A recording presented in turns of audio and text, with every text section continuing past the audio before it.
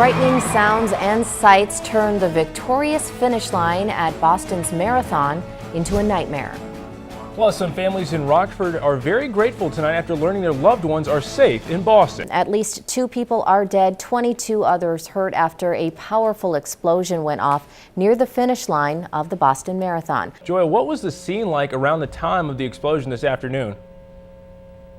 Hi, yeah, we actually got out of there before the explosion happened, and we were at a restaurant for lunch. Her son ran in the Boston Marathon today, but he is okay. 13 News reporter Kelsey Passholt joins us now. He crossed the finish line just minutes before the bombs. That's right, Aaron and Katie. Jason Pentecoff turns 34. Tara is on the phone with us now from Boston. Hey, Tara, are you okay? Yes, I am, safe and sound. Right now, we want to get you to a situation developing in the town of West Texas between Dallas and Waco. This is live video from KXAS News Chopper above what officials are calling a fertilizer plant fire. Numerous homes have been damaged or destroyed. NBC News is reporting several people have been hurt. We now check in with Chief Meteorologist Eric Sorensen for the latest on what this means for people in our areas that might see flooding. Eric? Yeah, things are going from bad to worse when it comes to rainfall because this thing is not going to shut off. First, let's take a look at the damage here in the Forest City. I turn it over to Kelsey Passholt with a live report. Kelsey. Hey, Eric, that's right. We're just near the intersection of Country Farm Road and Guilford Road. Don't know if you can really see the scene behind me. It's still a work in progress. This is some of the aftermath of the high winds that came through this neighborhood area. Let's just get right to the video if we can. I'm getting reports that this happened around 7 p.m. We've talked to some neighbors in this area. They say that their power's been out since 7. Now, actually, we got reports that there were outages all the way down near Alpine Road. Reporting at Rockford's east side, Kelsey Passholt, 13 News. Eric and Kristen, back to you guys. All right, Kelsey, thank you. Thanks, Kelsey. At one point, more than 7,000 customers in Winnebago and Boone counties lost their power in the storm. This is what the storm looked like as it rolled into Aviator Stadium earlier this evening. The storm washed out Rockford's game against Gateway. That game is rescheduled for July 31st as part of a doubleheader next time Gateway comes to town. We start this evening with breaking news. A shooting on Rockford's southeast side leaves one man fighting for his life. It happened on the 1300 block of South 6th Street. Police are giving limited information, but they say the victim was shot, brought to a local hospital. They describe his injuries as life-threatening.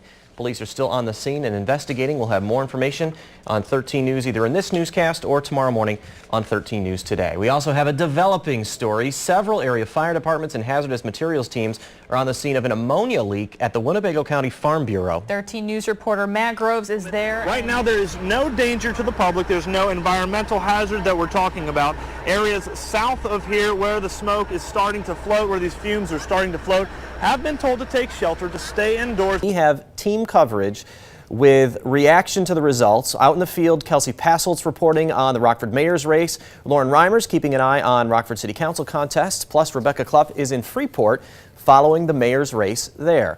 And we've also got team members in-house. We'll catch up with Matt and Katie later, but first a vote that affects more than 150,000 people in our area, Rockford Mayor. That vote is happening as we speak in the House. We go now live to Steve Handelsman, who is in Washington. He has a full report on what's happening. Steve.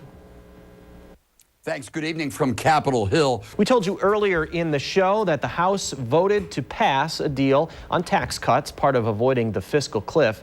President Obama is set to make some comments following that vote. We go to him live now in Washington. Happy New Year, everybody. A big storm like this, biggest of the season, means we need team coverage to show you its impact. Our crews are out all over the Rockford area. Meteorologist Eric Sorensen is in the Weather Center. 13 News reporter Rebecca Klupp is outside near U.S. Route 20 and Meridian Road. Joe Astolfi has the latest road conditions in Rockford, while Matt Groves is testing out the best sledding hills somehow. Obviously, Chief Meteorologist Eric Sorensen is the closest. He is in our Weather Center about 20 feet that way. Yeah, guys, we are watching this very closely as we've been forecasting it and staying in tune with what Mother Nature has dealt with here in this very, very snowy go of it. What do the roads look like? Well, hey there, Eric. Yeah, I'm driving down Pepper Drive on the north side of Rockford, kind of one of the more residential areas on the north side of town. As you can see, the roads snow-covered, but they are plowed.